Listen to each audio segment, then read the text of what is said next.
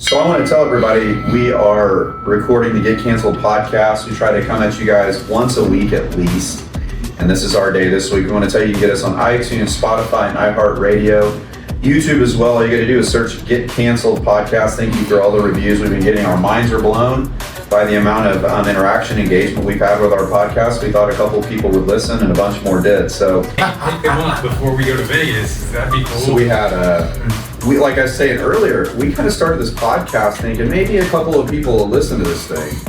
And we found out we were number 14. Tiffany, here's your clap track. And we thought, oh my gosh, people are listening to this silly thing. And we need to get some gear. So I had some hoodies made, and Kellen and Thad didn't grab theirs out of my office. So here we Didn't know are. where they were. Didn't know they were at your office. It'd be fine. I hope they're not all that size. I mean, I can go on. Everything's going to be fine. We're here in shiny, lit up, bright Las Vegas, Nevada. We're live right now. Everyone listening at home, I think it is, what, 4 o'clock-ish there? 3:50-ish? Almost 5. It's almost 5 o'clock there. Okay. We are at 2:51 Western, Thad? Western time? Standard, yeah. Yes. And we're here to catch the fights tonight, of course, but we had an incredible opportunity to hang out with Frank again. Some people know every once in a while Frank will come to Tulsa and help promote Dale's fights there, the XFN, Dale Apollo Cook's fights. Frank's been a big part of getting some names out there, bringing credibility to the product and the brand. And really something that I've noticed that you do, Frank, is, and I don't notice everyone do this when they come to engage with the program and the promotion, because you get paid a little bit to do that. It's kind of good for you too. But you talk to the fighters. I watch you at the after parties and things, and you engage with the fighters. Absolutely. You know, I mean, that's one thing.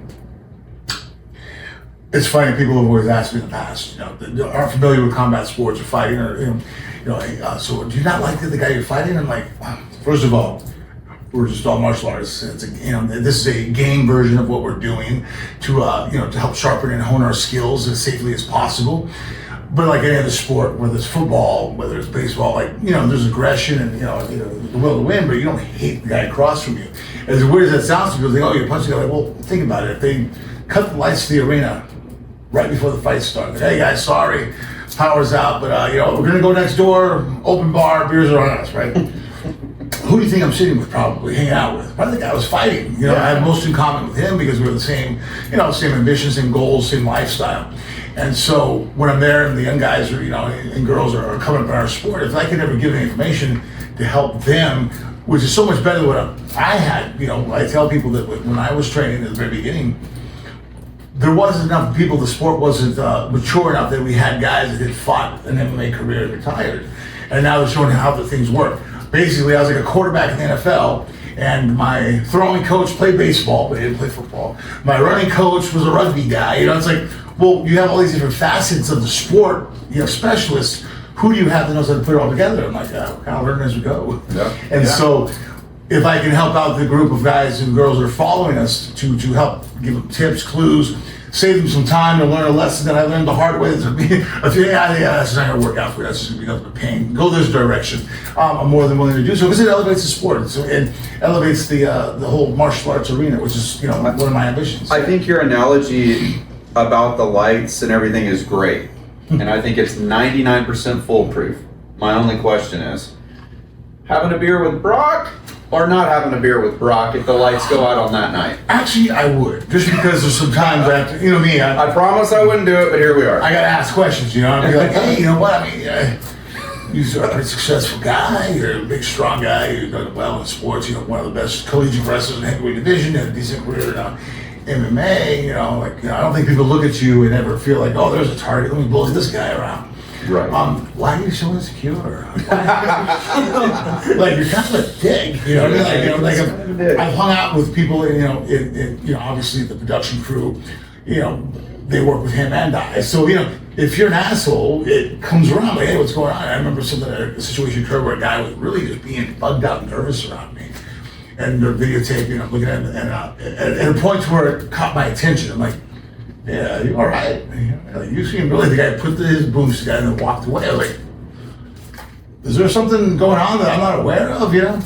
I guess earlier on, they had shot Brock at his place, and for whatever reason, the guy looking more liberal or whatnot, I don't know what he queued out for the guy, but he bullied him, you know, basically, like, you know, told the guy to get out, you know, made him stand out in the cold, he didn't want him around, a couple of derogatory terms, I guess, were thrown. Again, wasn't there secondhand information, but I've heard enough times where I tell people, there's enough smoke, there's fire, you know what I mean? Like, you hear somebody like, oh yeah, that guy's a dick, you know, you hear enough. I'm pretty sure, even though I've never dealt with him personally, that Michael Jordan's a shitty tipper. You know what I mean? Like, it's one of those things, like, I've heard from enough people that, no, I've not heard it myself and dealt with it, but enough smoke, there's definitely some truth to it. So, you know, I'd just be like, oh, like, what's wrong with you? Like, are you like, I mean, like, is God not built the whole thing through? Is it like, you know what I mean? Like, are there some shortcomings that tattoo was making up for? I mean, I don't know. It's a full answer. I'll tell you what I thought was interesting. So we had a cigar, and the fact that you'd sit a couple hours and talk through all your fights with us. But before that, you know, to your point, Bryan, Frank, I watched you with people that were just getting started in the sport, literally almost roll with people at the after, like show them different moves, spend time, 15, 20 minutes with different people. And so that's probably a culture shock and why you're so passionate about what you just talked about. Yeah, I love martial arts. You know what, I think everybody in life, there's different aspects to it as far as, you know, keys to life. You know, you write obviously novels and books, people are searching out the truth of it. One component of living a good life is to have an identity. Who are you? What are you? It gives you a reason for why you brush your teeth that day a certain way. Maybe you go out for your run, or how you eat, how you deal with things, like what books you read. Identity. In fact, a lot of parents, I tell them, what can you do? How do my kids, how can you help them? Hey, make sure, I manipulated my children, that at a young age, I admired and only spoke highly of certain individuals so that my kids wanted to mimic them and become that, embrace that as their identity. And so I think being a martial artist is a phenomenal lifestyle because you're constantly improving your mind, your body, your spirit, and we're tribal, so the stronger I can be, the stronger the community is, and we move forward. So I think it's a great way of building yourself up. I tell everybody, you know, it's my furnace that I build my blade in, you know, my sword, my soul. You know, martial arts world is the furnace in which I pressure myself, I put myself through agony and pain because of what comes through that. Also, I want to mention today, we appreciate our friend and brother Ron for helping us kind of set up with Frank here today, coming out of town, and the fact that we can see Bryan's pretty face, get his lights on our get it going quite a bit. Yeah. Well, and I just want to also say today, officially, at least for me, we'll be retiring Ron's name like a jersey, almost like when they pull the jersey up and hang it from the rafters, because Ron has a new name. The Dean. We're going to call him the Dean. Been around Ron for a long time, and Ron's this funny mix. I told him yesterday, he's a mix between like really professional, like professor style dude, and then like command. And if you guys don't know what command means, it's like this secret guy that no one ever knows their name, but he's the one telling all the other guys to shoot that person, steal that person, trap that person. That's command. So he's like a mixture of those, so I thought the Dean was appropriate. So I'll be calling Ron the Dean. He is now in my phone as the Dean. In fact, when he called earlier, I didn't answer right away because I had changed his name to the Dean, and I thought, who the crap was that? And I was like, it's freaking Ron. I just changed the contact on my phone. So I also want to say today, because we're getting started, I know people have joined already. Frank, I think they were excited to hear. Whether you know it or not, we talk about you a lot at home.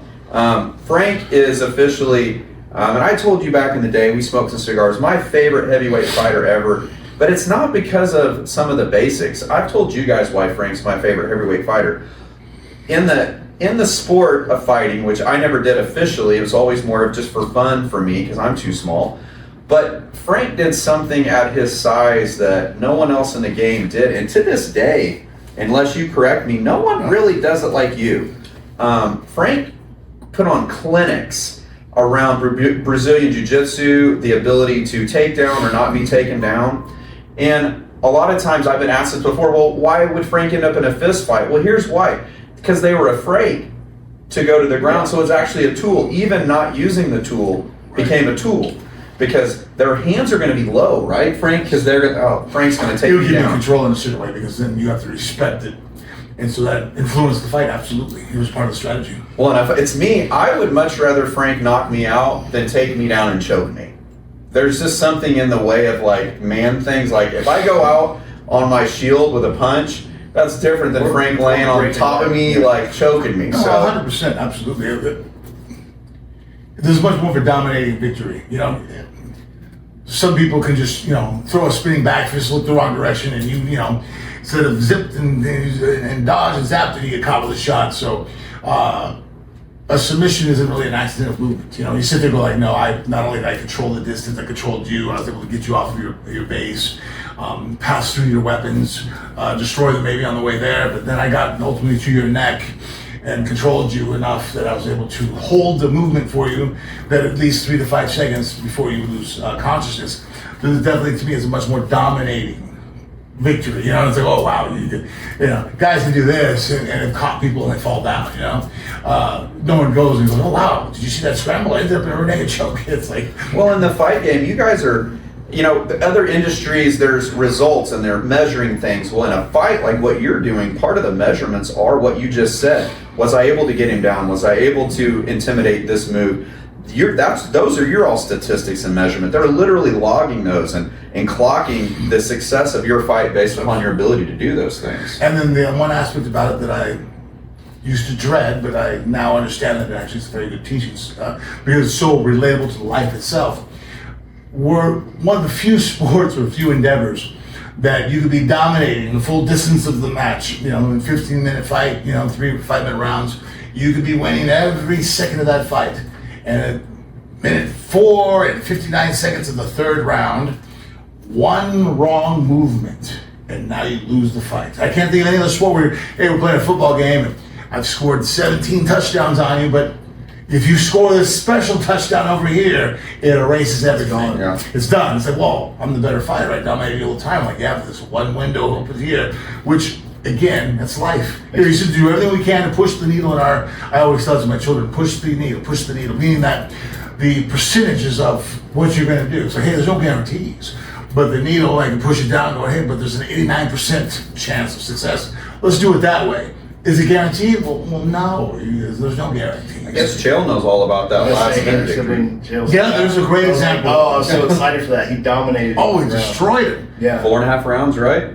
Yeah, he had owned him. I mean, from the opening round, I remember because, actually funny that you say that, because Anderson respected the takedown so much, when Chael even fainted for it, his defense for it completely put him out of position for the offensive Hands are strikes. down. And Chael is not known as a heavy striker by any stretch of the imagination, but because of the respect for the wrestling, he used it. He caught Anderson right off the bat, rocked Anderson, almost knocked him out in the first round. And from then on, it was a takedown clinic, and he got destroyed. And one mistake, his wrist got low, and Anderson threw the triangle up and finished the fight. It was over with, and switched it around, which can be both positive to where it's like, hey, it's taught me that mentality to a great extent, to where as long as I'm breathing, there's still a chance. In any situation I'm in, where it's like, well, I'm still here, so I can still turn. It can still happen. It's still going to possibly work out. Where a lot of people, I think, lose faith. They throw in the towel too early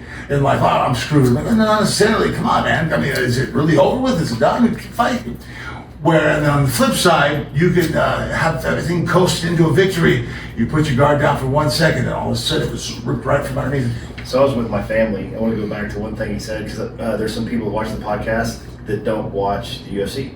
Okay. They don't understand fighting. So my sister, for instance, had a couple people over, and I bring up what we're going to do, where I'm going to go, and why I'm so excited. And she understands why I like the UFC. She's like, I just don't know why guys are bred to hate each other. I was like, they don't hate each other. And she's like, that doesn't make any sense. How do they hurt each other without hating each other? So I was going to let you answer that a little better than I could. Well, the same thing. I mean, obviously, look,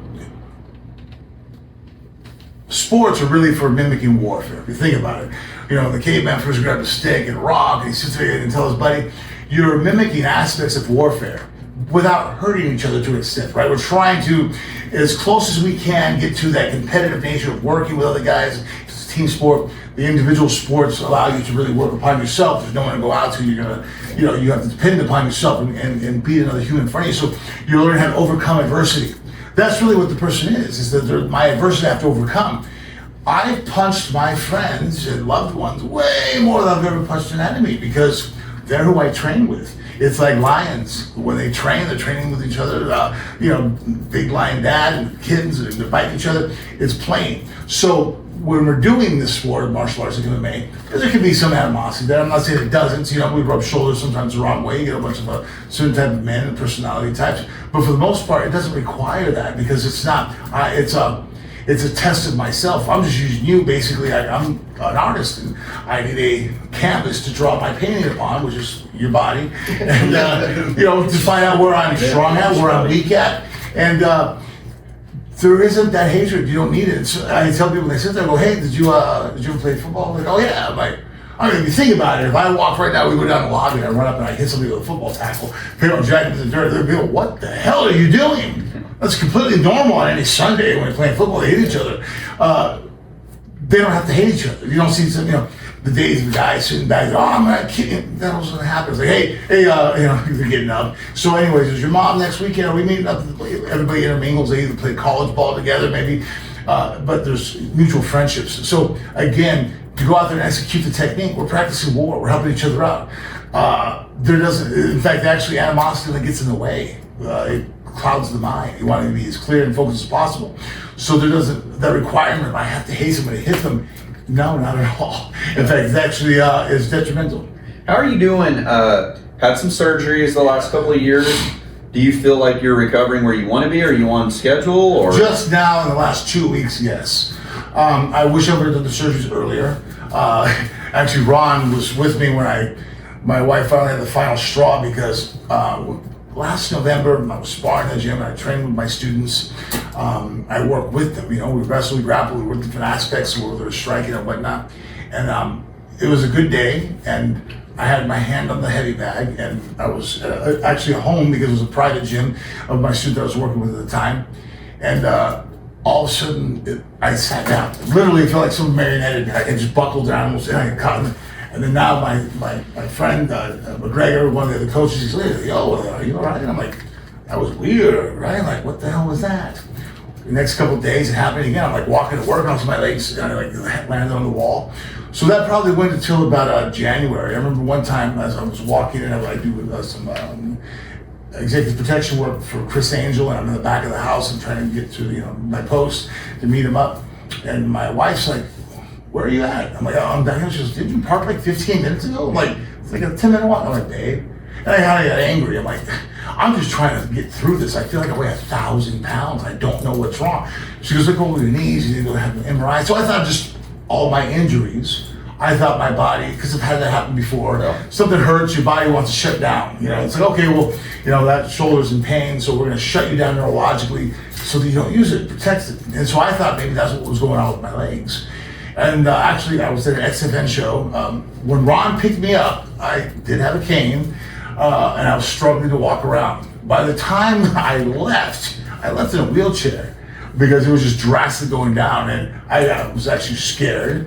And when I got home, my wife's like, "All right, you got to go to the doctor to find out what's going on." All right, I had to actually call a friend of mine, Zach, and say, "Hey, I can't really get to the car. Can you help me?" And he's like, "What?" And so I have an arm over shoulder, dragging my feet, and I get to the hospital. So I go see the orthopedic guy, and it's an outpatient, it's not the emergency room. And so he's doing these different tests on me, he's asking me some questions, and then when it became dangerous was, he goes, "You feel this?" And I'm like, "Well, do you feel that?" And I was like, "Yeah, I feel you pushing on my leg." He's like, "Could you tell the difference between the two?" I'm like, "What? No, you're just pushing my leg."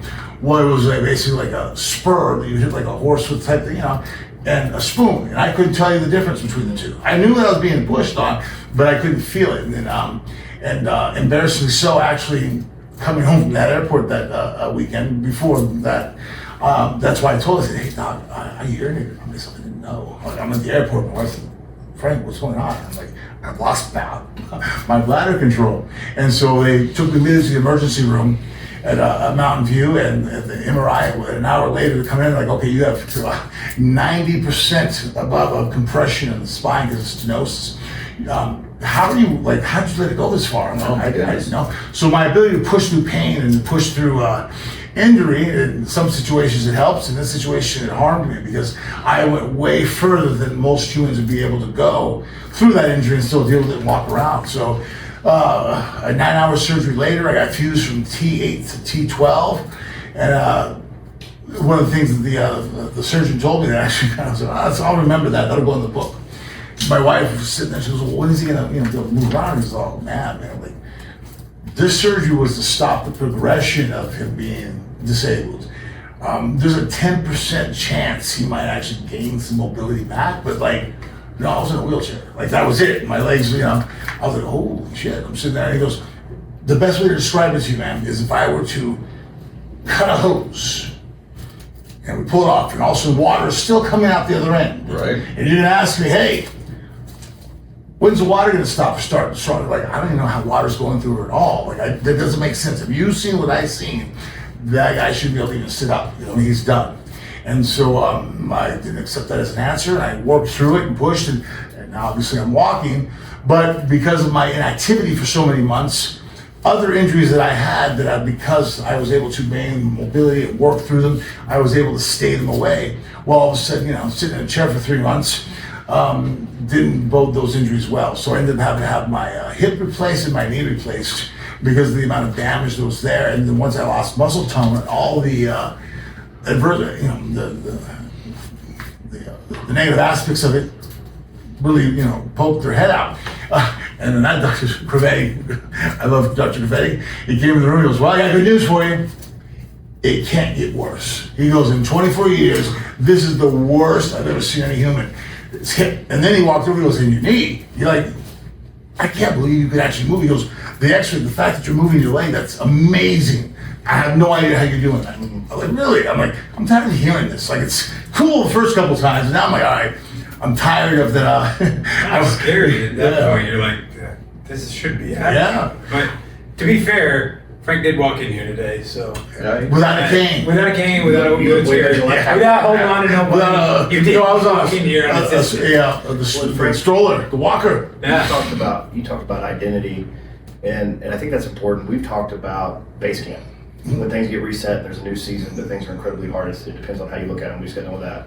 We've also talked in the past, when we talked through life, about people in our life. Can you go back to what you're still with your kids, but for yourself, like going through this? What does identity mean to you getting through this? Oh, it was difficult because it took my identity away from me.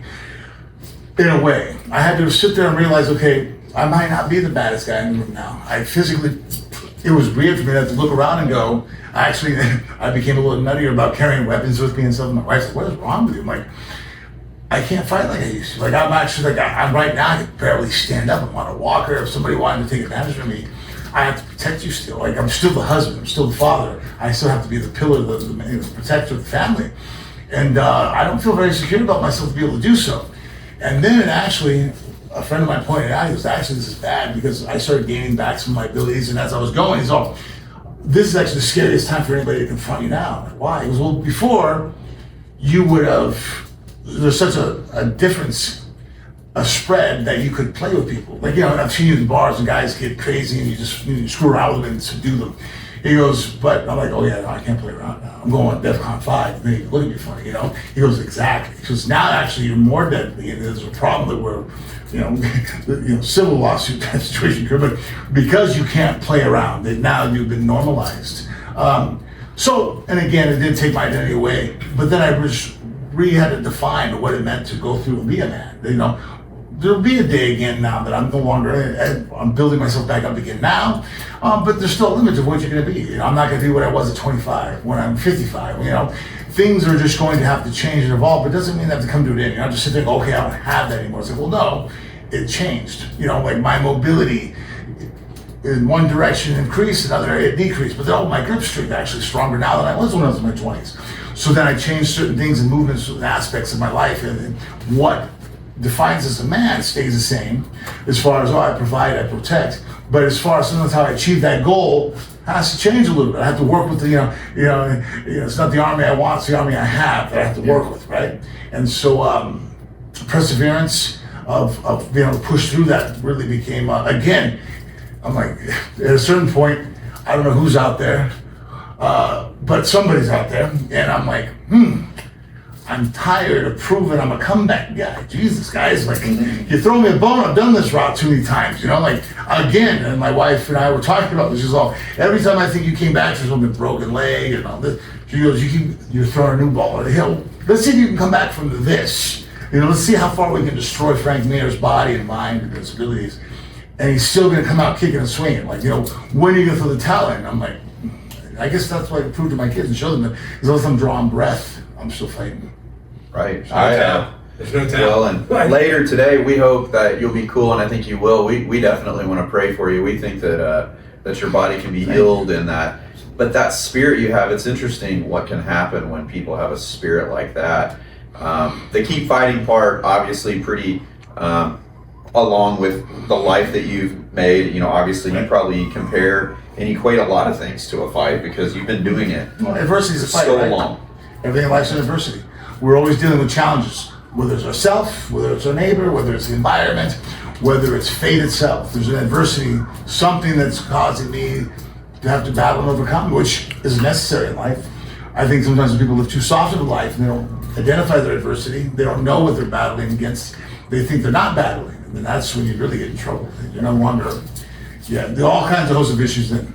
Well, I want to make sure that no one gets too nervous here. I did bring some cigars. I brought Nice. cigars. You still like cigars? I love cigars. Cigars? I got a little bit into a pipe smoking. I saw you with the pipe. Well, you know what it is? That takes some patience. It does, and it's actually a little bit of a skill set. I had to YouTube it a couple times, you know, but it's fun. I like it, like, you know. It's just me being ornery, too, to be honest with you. So it's weird. You can sit at a bar and smoke a cigarette, and no one bats an eye. I pull out a cigar, everybody freaks them like, oh my God, you're a cigar. I'm like, really? Is it that much of a difference? I mean, like, It's better. so it bothered me. They're like, okay, you guys, you don't really give a shit, but there's a rule now that you sit there and go, ha, I affected your life in a certain way. Some people are very, you know, petty, and they have power trip about the littlest thing that they can get over the line is, oh, I made him do this, I took this away from him. And I'm like, okay, no. I'm very dominant in that way. And that I'm actually my wife says I'm the pettiest human being that probably ever walked the face of the earth. So then I sat there and go, wait, can I smoke a pipe? They're like, well, yeah, a cigarette's pipe, yeah, but you just can't smoke a cigar. I'm like, cool. So I literally, I'll sit at the bar, and I have my cigar, I cut it open in front of her, look, opened the cigar, and packed the pipe, and smoked it, like, looked at it, like, now what? Oh, man. She's like, you guys, and now I actually enjoy it on its own. I grab my own different tobaccos and stuff. But it started out just a way for me to be very petty and take away even the peasant's small idea of a victory. No, absolute victory crushed from the king and not. I want to talk about one of your favorite things, your daughter. So you may not. My son Legend wasn't able to come to the casino when you were there. What was it last year? I mean, Well, it's a 21-year-old thing. due to age, he was pretty upset. But he started watching your daughter. He wrestles at school. Legend is an amazing personality, very smart guy, great personality. He's just a little smaller. You know, he's not getting as big as he wants, but he's framing out. He's getting stronger. He's just not getting taller. And about 2 years ago, because he watches what I watch and he's grown up watching the fights, and I said, you know what, Frank Mir's daughter wrestles, and I think it's pretty high level stuff. You ought to start YouTubing her up. So he started watching her. So on my way here a couple of days ago, the text message said, hey, would you ask Frank if I could ever talk to his daughter? I want to meet her sometime.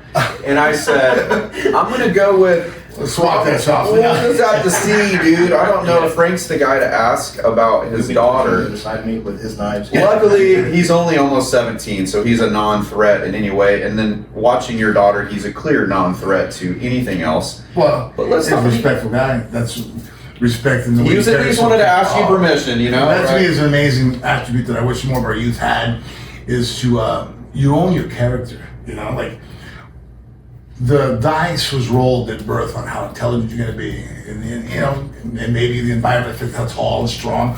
There's a lot of things that make us us that we really didn't govern. That was given, luck of the draw, whatever you want to believe in, but you didn't earn that per se. You could have increased it, decreased it, but your character, how you conduct yourself, how you treat other men and women, that's completely in your control. And I completely judge you off of that. That's one of the things like, oh, you're judging someone the way they dress this time. Your character 100% you're in control of. And so that's who you are, So the fact that you're so respectful is very good job. Well, tell us about, give us an update. Where is she? She's in college, right? Or she was wrestling in She's school. senior year right now. She's now at Central Illinois. She went first 2 years to Iowa, the Hawkeyes, but the program, a different mentality, just like a lot of team sports where it didn't line up the head coach and how we approached the sport a little different. Then we spoke with the coach at Central Illinois between a sophomore and a junior year. We knew who he was, and we entered the portal and started discussions, and I really liked there was a better fit. So her junior year, she became the national runner-up. She lost one match in the finals to the current Olympic champion, Crazy. Which I wish I had been there because all the girl did was Bella became very determined to go a certain direction, a certain angle of attack, and that girl completely opened up other aspects of the game to secure and close this door down. And she's determined. She's in the finals. My daughter's very stubborn. Instead of sitting back, I wish I had been there, but I was in the hospital trying not to be paralyzed when that was happening. Yeah. So now it's her senior year. Hopefully, she just her team just won the NCAA's for the dual aspect of it. They're the national champions, and so here in a couple of weeks, my daughter will go up for her. Hopefully now, not be the runner-up, but be actually NCAA champion. And then, her wrestling career, I feel like we're just going to, she'll always wrestle and take up matches, but now we're going to focus on MMA. Her martial arts career. That's really the bread and butter of who she is. She's a decathlete of the martial arts world, like I always consider myself now. She's not. The idea was not to be the best at everything individually, which I told her that wasn't going to be possible, and she loves to prove me wrong on a lot of things. So she might end up being the best. She's won worlds now in jiu-jitsu. She's national world champion wrestling. I'm like, wow, okay, so you are going to be the best at every individual aspect of the sport, and be the NCAA and be the UFC champion. So I wonder where she got her hard head. yeah. Well, I'll say that, you were saying earlier you might be the pettiest guy ever. Your daughter probably she's my trying to friend. take the belt for that. No, it's funny. My wife said that every time something goes on, and I'm like, oh, we'll go over here and do this. You're gonna go out of your way. And my wife goes, holy shit, you have passed it on to your daughter. She is, it's Somehow. you, Captain Petty. So we enjoy giving each other that revenge. This guy did this. So what we did? We put the sign right there. So now they got to do. You went out of your way to do that? I'm like, yeah. And the one aspect of me that really makes me pay that baffles my wife, but the other person didn't know that you're the one that kind of screwed them over on that you got even with them. Like, but I know. In fact, I think it's even funny that they don't know. A little bit of tact. Like keeping your own score in your own head. Yeah. Reality is still reality, regardless if you know it or You're not. still your own battle. You missed, obviously, a little bit of her wrestling and whatnot, but you spent a ton of time with her. I've got to think since she was at least of somewhat younger age, for her to, I think some people have athletic bones and muscles and twitch and all that, but to do what she's doing in the game of wrestling or MMA, you have to start learning so many different levels. You had to be teaching her for years in some capacity. All my children, in my household, because martial arts is a phenomenal tool to cultivate your mind, your body, your spirit. All my children are martial artists. Being a professional, that wasn't my first choice. That aspect of our sport or our art is scary, because it's like you're an entertainer, you can do everything right and the other guy doesn't, and now you don't have a fight, it's scrapped and you don't get paid. You break your ankle, you get injured. Like any professional sport, entertainment world, there's a lot of risk that's not within your control. It's not the safest route to take. Whereas you go become an engineer, that's probably a little bit safer course. You're going to be able to be financially set. So especially when Bella first was wanting to look at the fight world, we have Misha Tate, Ronda Rousey, and Dana saying the girls never be in the UFC. And so I was like, it's really a dead end, let's not go that direction. We're going to train. It's like, I want you to learn an instrument, right? No one would ever sit there and bat an eye at that, going, oh, you want your kid to learn the piano? Any instrument, right? It's good for you, right? I don't want you to quit high school and now go join a band, you know what I mean? Like, there's levels to this commitment. And so from day one, because of the lifestyle of being a martial artist, my daughter, I would do things, and I do to my boys too, we hang on a pole, like, you know, I had a crossbar that went over my bed. So I make sure she'd lock up on it. I made it fun for them to see how strong they can make their grip.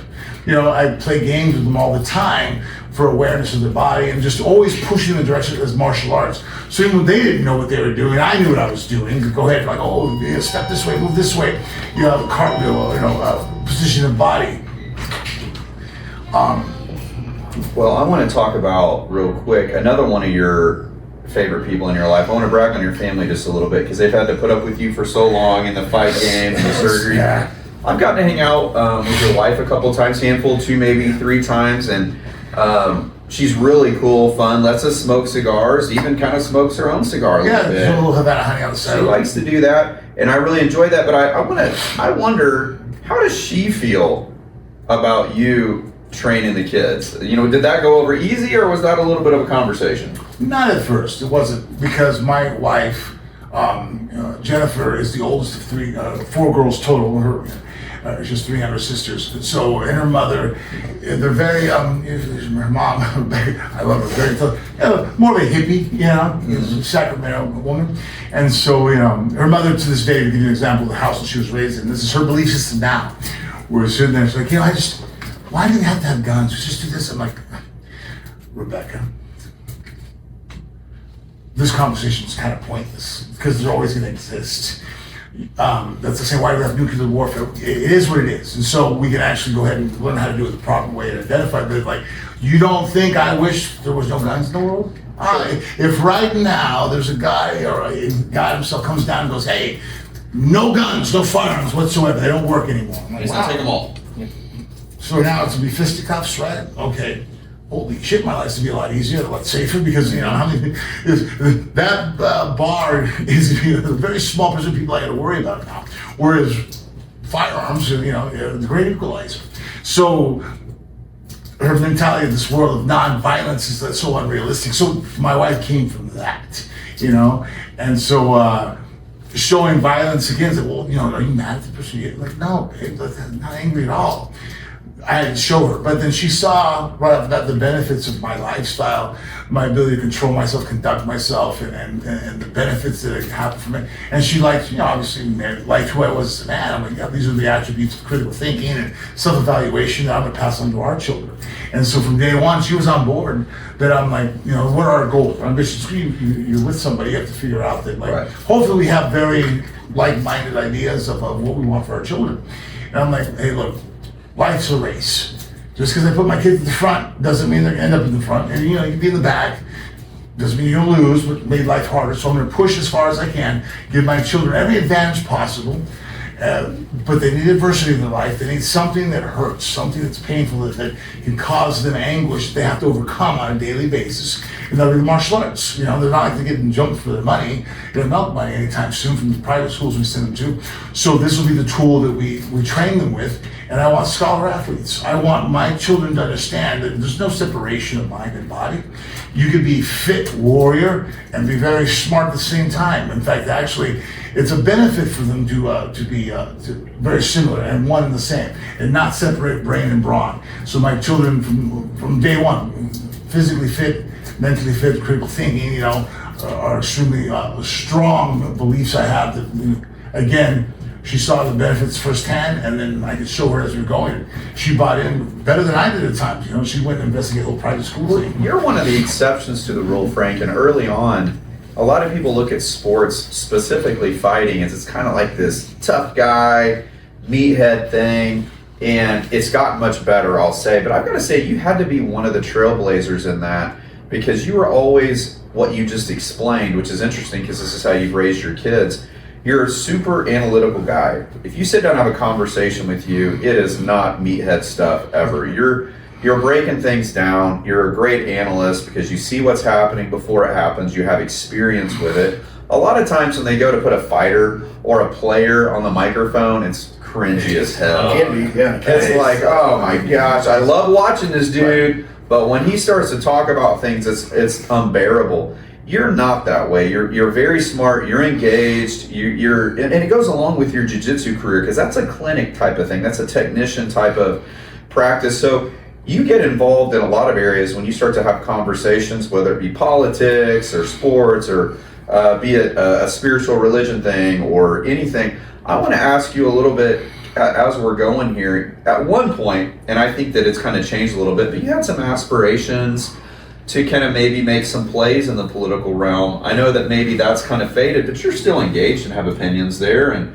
usually engage at a pretty high level to where it's like, I don't hate anyone. I just wish we could all kind of get along, but make sense of each other. Where are you at these days on that? Because we got a lot of turmoil in the world, and I wish we could figure it out, meet in the middle somewhere. But that's the thing too. I think that 85, 90% of us are in the middle.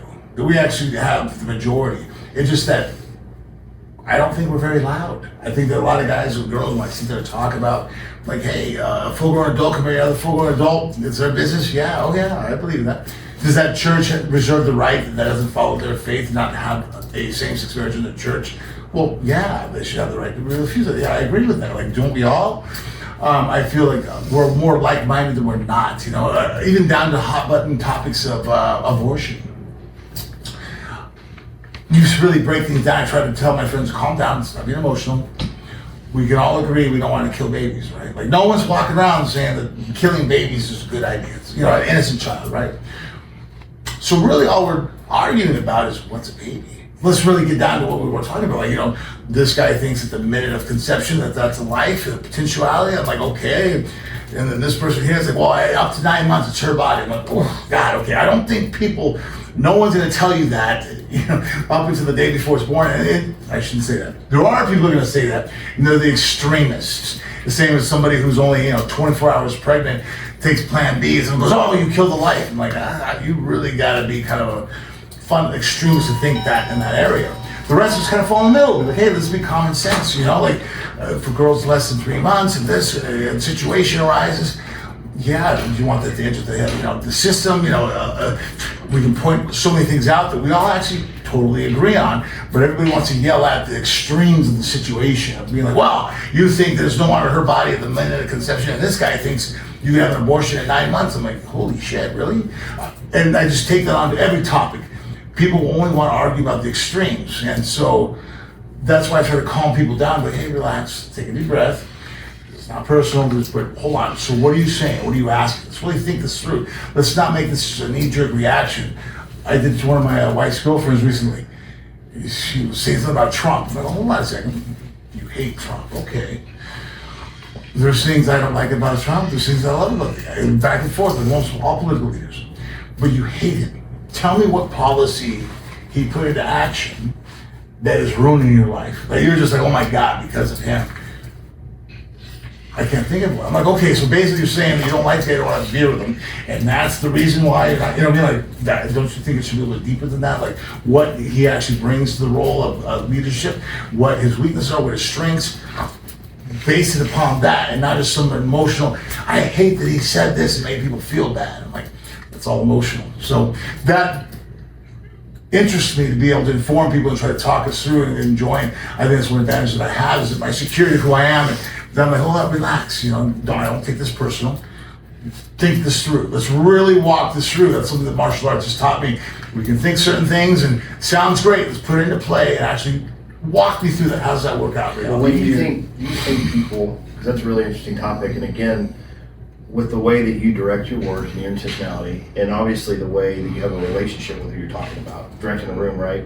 Do you feel like you're able to actually allow them to have a real conversation? Because do you feel like you're pulling them out of something? When they say something, do you think that that's actually what they believe or what they've been involved in? I think that it's limited their experience, that's what they have. And first and foremost, I try to detach people from, you are not your ideas that way. So like, just because I go ahead and change it, you're allowed to change your opinion on things as information comes.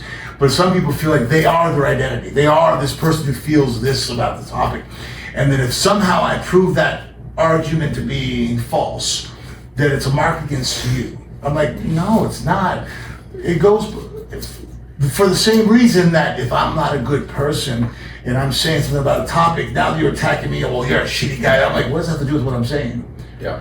You're right, ad hominem, it's actually a logical fallacy to sit there and go, well, because who's delivering this message, the message is shit. I'm like, well, no, the message is strong. If someone says, hey, Frank, in the fight, you should have done this, I feel like this was open. I go, oh, actually, you're correct. And why I didn't do that was because of this. And I was fatigued or tired, I anticipated I made the wrong decision. And I've had guys go, what experience do you have? Like, hold on. Just because he has, experience, like, you can't attack his credentials. So that's why I try to help people out. Like, you are not just defined by those ideas, so that you can separate from them. Because I feel that's why people don't want to let go of their beliefs at times, even showing contrary information. To go, hey, I can show you why that's not maybe the best approach, but they don't want to follow it because, like, well, then I'm wrong and I'm not good anymore. I'm like, what does that mean? When you said something really important. And you also said comfort can have consequences earlier, right? Yes. But you brought up from the beginning of it what you instill in yourself and your kids' identity. And then having these conversations, you're pulling people away from the fact they've tied their identity to all these different things that have nothing to do with who they really are. Correct. Right? So that's kind of a And that's why I defend it so vehemently. It's like tooth and nail. It's like, hey guys, it's okay. I'll change my opinion on things. There's things I look at and go, I like this, I don't like that. I mean, that's just life. I mean, I really think if you look back from 10 years ago, I'm only 46, and, I'm like an old man. But I am not the same person I was at 36. I'm not the same person close to what I was at 26, as far as my beliefs and my thoughts and my ideas of the world. And I think all of us should probably be that way. If you really look back at yourself and go, man, fuck, when I was 30, I was an idiot, I'm probably gonna say this. Hopefully, I'm doing well enough in life that at 55, I can go, fuck, at 46, oof, that was retarded. I can't believe I thought that. I can't believe I was doing that. How idiotic of me at the time. I think too, we get up at a lot of conversations, and when it comes from a belief system or a spiritual place, people have for generations taken other guys' ideas of how they're supposed to act or be, and it's not even really completely what maybe is in the Bible or what, how Jesus conducted himself. And what you were talking about earlier, I think about on a spiritual zone, what you were saying was a lot more how Jesus would have conducted himself, because when you shut people down, there's no influence. To ever get to a place of relationship or to help them understand a different point of view, you have to have some essence of influence to do that. It never will happen in an argument. And everybody wants to prove people wrong versus... what's your objective for why you're talking to this person? How do we get to a place where, what are the parts we do agree on? And so I think that the way... Again, what is your priorities? When I'm talking to you, you're talking to me, you go, hey, Frank, are you benefiting from it or are you not? Or like, oh no, I'm just benefiting to make you better at this, so that you're better, which in turn makes the tribe better, because we're all in this together. All ships rise in the tide, right? Yeah, I think too many people are trying to be right instead of find a connection. Correct. And being right doesn't win a lot.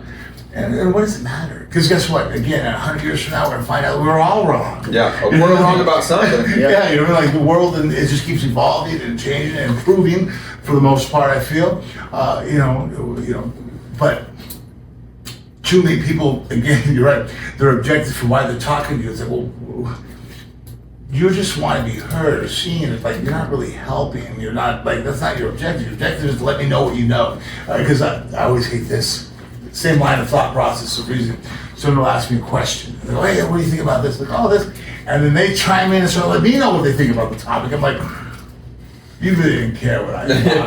Right? You just use it as an opener so that you can let me know how knowledgeable you are upon this topic. Okay. Well, we're gonna put a bow tie on it here at the end. I want to say something. I don't know if you're going to be at this on February 20th. I think the XFN in Tulsa, Del Apollo's Cooks event promotion there in Tulsa. My favorite local fighter is going to be fighting. His name is Tater McSpadden. Tater's been on our podcast. He's actually in our Journey group at home. It's kind of a big men's group where we get together and talk about being better at things. And Tracy Reeder's going to be fighting as well. I think you've gotten to see these guys fight. I remember Tater offhand right now. Tater's got tattoos, blonde hair, and he just goes out there just ready to go. And he's created a tailspin of attention, Frank, in Tulsa for the last year. He went from just a guy to this crazy, people just know him that don't even follow the fight game there because his personality is unbelievable. Personality matters in this game. It does. In the old days, not as many people grabbed onto that as quick. You had a character. Guys had, but not everyone had much of a character. Another guy I think about that had a Josh Barnett. Yeah. You know, it was just like this. You mean when Tim It was Silva? weird. Oh When my Tim Silva? gosh, Tim I Sylvia. was so happy when that was a highlight. I was wondering, we were walking on the strip earlier, I was wondering if I was going to see Tim walking around wearing his championship belt. You wear it in public.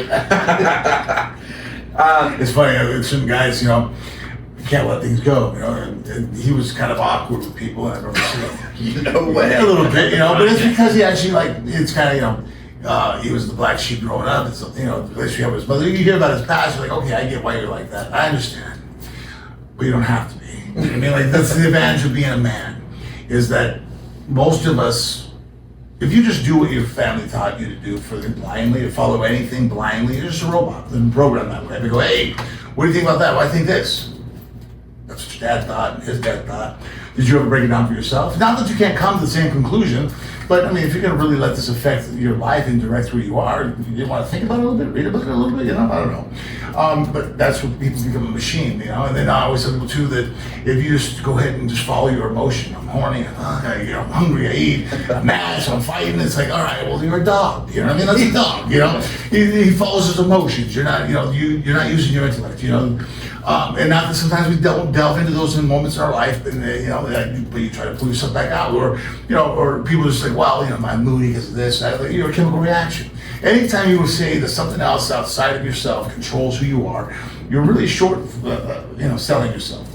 We're men. We can always choose to rise above the occasion. You know, not that I don't understand where you're coming from or where it could be, but yeah, that identity as far as who you are, you get to choose it.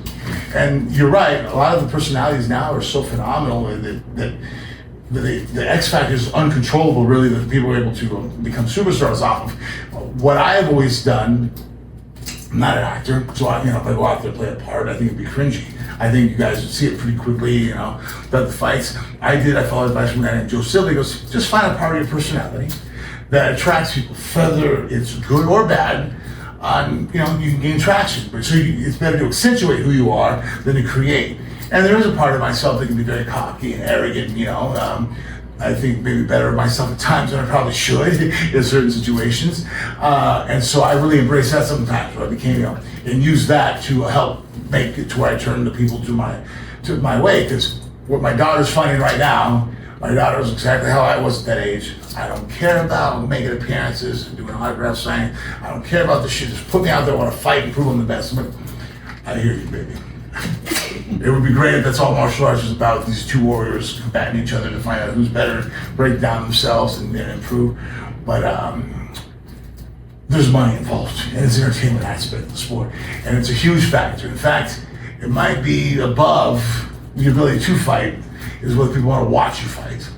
And so she's learning now how to embrace it, adjust it, and I told her, like, hey, just, you know, do like what I do.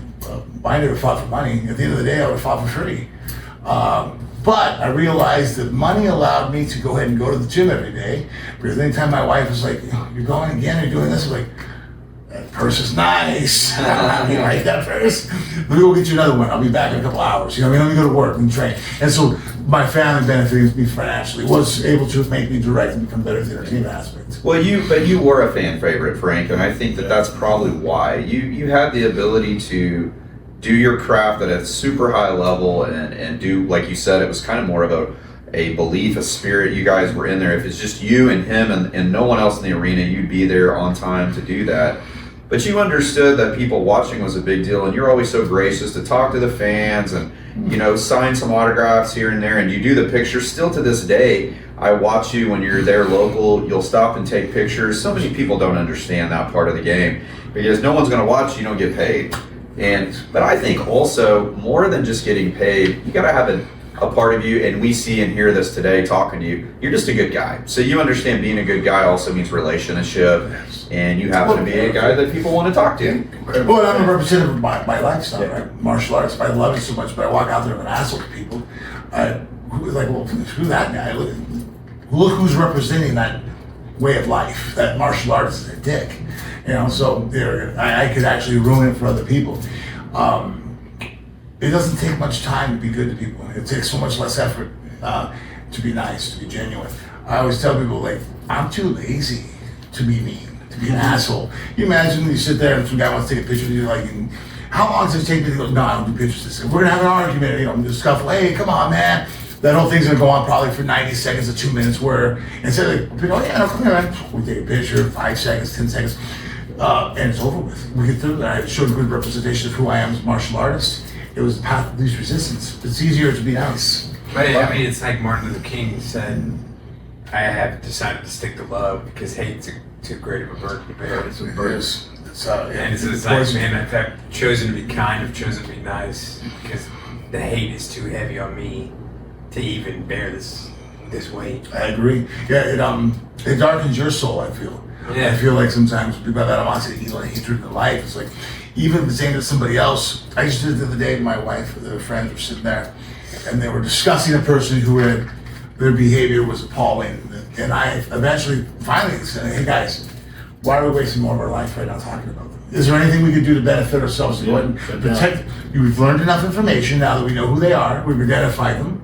You got to protect yourself now. How to protect yourself? They expose themselves to you.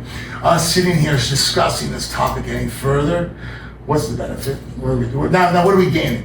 We're losing out. This person now affecting our life in a way that we're sitting here, we're angry, upset. They're winning in a way, really. Right. Think about it. Like, it's like, now you got one on me because I just spent the last 2 hours talking about you. They're not even Right, there. we're holding the hot coal. Yes. And they're not getting burned. But Yes. our hands Yes. just They're living. One of the things that a person one time who said it to me was right. They're like, I'm living in your head. God damn it, you're right. You are. I'm thinking about you. You're like, yeah, you got me. You're right. I am spending a lot of time consumed upon you. I want to end this with some of the materials and products. You've always been kind of a guy who, like you've said it for the last 45 minutes or so, you're going to read, you're going to research, you're going to study a little bit and educate yourself around. You're into some products right now, and I didn't get a chance to see. I see them over there. I don't know if it's a peptide or a vitamin. Yeah. Well, what are we doing here? one of the main ones I love right now is as people get older, you realize in life itself, I think most people, nutrition-wise, it's not rocket science. I don't think most people sit there and go, hey, make sure you get lots of protein, fats, maybe limit French fries and carbs like that, right, are bad for you. You don't think you're gonna get ripped eating French fries every day, right? So I think most of us understand that aspect of it. So it's a super easy sell to tell you, like, protein, I don't have a really complex diet. Some guys, they really, they it's worth them their time to really get it down the macronutrients to a certain detail that I've never, not my concern. I want to make sure I'm healthy and strong. It's been my objective, where my identity roles is my performance. So as I've gotten older, having protein, I've realized I actually need more protein than my children need, because as I get older, I'm less efficient at absorbing it. So having a source like this product here we have with the clean, the 24 grams of protein, and it's such a small amount of whey protein absorbs instantly, it makes it convenient. Because anything in life, if it's difficult for you to do, well, that's how I actually fix my bad behaviors. Like right now, my wife and I were talking about turning screen time, So I hook my iPad on the side of the room. So if I'm gonna get up in the middle of the night and watch the iPad, I have to get up out of bed, walk across the room. I have it in a safe where I have to turn the light on, lock. It is inconvenient. Right? So the flip side of that is to make things like protein, we know how important it is. Again, I don't think anybody doesn't think protein is important to have now in our modern world. And so having it done in a very clean, efficient, easy to carry way. How does it go in? Is it a powder? Is it a... No, it's a one shot with the liquid, with the clean. I just take it down in one shot. I guess you could sip it, but the fact that it's small and compact. Okay, so you take it's liquid. I mean, you could probably get that through TSA security. Yeah, no, on the way home. I forgot That's to awesome. look at something. Yep, 3.4 ounces actually. It's TSA approved. Well, thanks for bringing that with us. Actually, that's interesting. The protein thing, that's all we ever hear about with people, and how they're going to do it and cut it, where they're going to get It's it. a big deal. Well, they're flipping the food pyramid Right there. in line right now. Yes. And the protein intake's been like 20% of what it really should be. What I like when we talked about health for like the last hour before we started recording, Frank, was that in tying it in, you talked You were about... going over my blood results were showing. Yeah. Well, we were talking about you still being yourself, but this last season and the toll it's taken, you were honest, and we all appreciate incredibly vulnerable and authentic, the surgery you went through and the mindset. But this is this is what you love, health and fighting, and you're reinventing yourself. And so we talked for the last 2 episodes on base camp, and you talked about the screen time. There's so many people that are a victim of their habits right now and a poor mindset because of what they've watched, what they're consuming, and they're on 1 or 2 sides of what somebody else has fed them. And so it's just encouraging, like no matter where you're at, if you look at it as base camp, look at your gifts and talents, you can go anywhere, no matter what you've been through. And really, listen to your story. Nobody has an excuse. You walked in here, or you might not have, right? And you still would have been doing what you're doing with your life and reinventing it.